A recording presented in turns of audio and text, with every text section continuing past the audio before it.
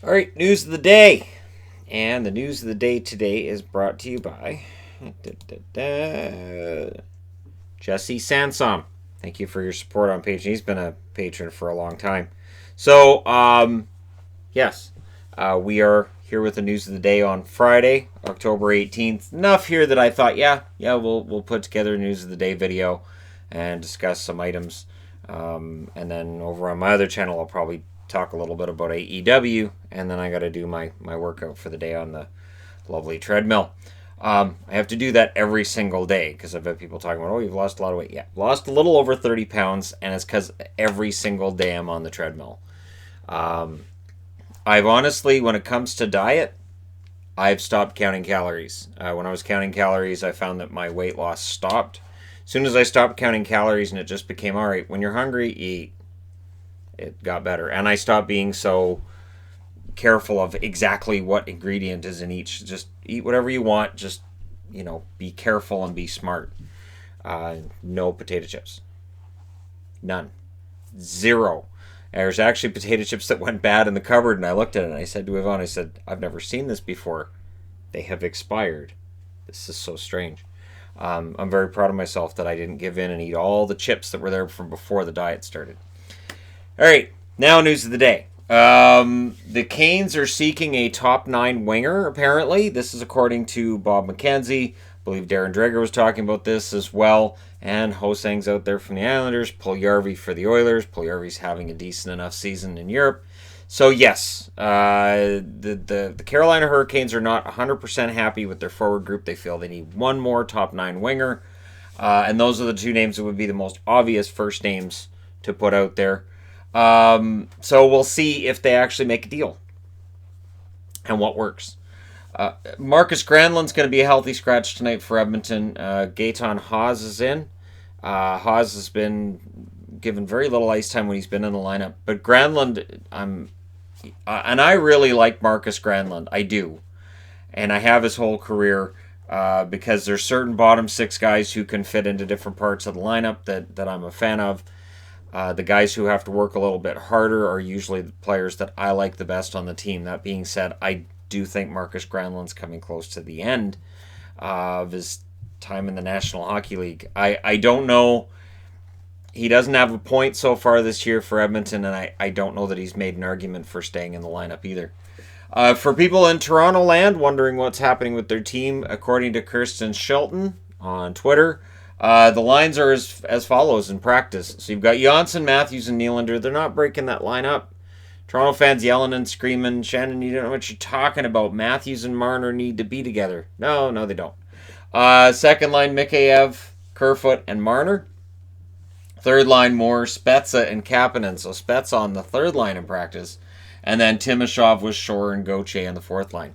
Matthews and Marner together, it might work, but honestly, Tavares and Marner have had better chemistry, and you need to have 2 scoring lines.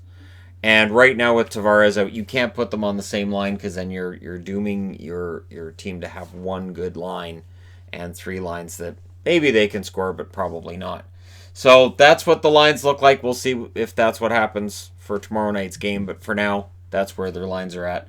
And usually whatever you see in practice is what you'll see in the next game. Nathan McKinnon has a game-time decision tonight. Bruised leg that he suffered in the last game against Pittsburgh. He fought through it in the last game in Pittsburgh and played. I'd be very surprised if he doesn't play tonight. However, for the Capitals, there was that Siegenthaler-Panik collision, which was ugly, and Panik got the worst of it. He's on the long-term injured reserve. Todd Reardon says he's not likely to need any kind of surgery, but he's out for a while. They've called up Travis Boyd, and Ferravari's been called up as well. The good news, if you're a Washington fan, Michael Kempny is making his season debut in their next game. So that's big news if you're a Caps fan. And Kempny makes a huge difference to that blue line. Buffalo, Carter Hutton. He's 5-0 right now with a .953 save percentage, and he's had back-to-back shutouts. So it's worthy of note that a guy has a 1.39 goals against average, putting up numbers that even Hasek would say, this is ridiculous. This is absolutely insane. And he's doing it at a time where goals have been up. Now, over the last few days here, we've seen them starting. It seems like we're getting back to a more normal scoring total league-wide. We'll see if those numbers consistently start to go down into a little bit around 6, a little bit below 6 goals per game total. But Hutton, he's only allowing 1.39 per game, and solid start to the season for him.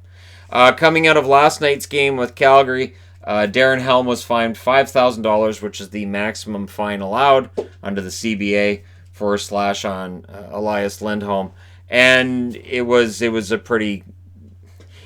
careless slash. It was kind of it was one of those plays that I can understand being upset about what happened, but it was a pretty brutal two-hander, and Lindholm ended up being out for the rest of the game. So I haven't heard anything about Lindholm and whether or not he might be hurt. Mangiapane didn't finish that game last night either. Nothing on him yet. But Helm gets a $5,000 fine, which is the NHL's version of a slap on the wrist. And then if Helm does it again, that's when we get into suspension territory. But there you go. You guys are all caught up on news of the day. Let me know your thoughts in the comment section below. I know I did this yesterday, and then the Tavares injury came out after, and other stuff came out after. So the Zykov suspension. So we'll see if this is the end of it for today. But for me, for now, it is. And I'll go and discuss a little bit of wrestling, and then I'll hop on the treadmill. And during that period, the Leafs will trade Matthews, or Connor McDavid will, climb Everest, or something big and newsworthy will happen, and it'll all happen while I'm distracted trying to do other things. That's the way this works. Thank you guys so much for watching, for all your support. Don't forget to hit like and subscribe if you're browsing your ways through. You just happened upon this video, and hey, thank you guys so much for all your support. Excellent support, and it helps keep Shadow perfectly calm, comfortable, and sleeping. He will probably sleep there until I get the treadmill out. He landed on the treadmill while I was jogging on it a few weeks ago, and now he's pretty sure that this machine will kill him. So when I start setting it up, he runs away. He's getting a little bit better, but yeah, that first few days, anytime I touched the treadmill, he bolted because he's pretty sure it will murder him. All right, so with that note, I will leave you with that. Thank you guys so much for watching, and I will talk to you again soon.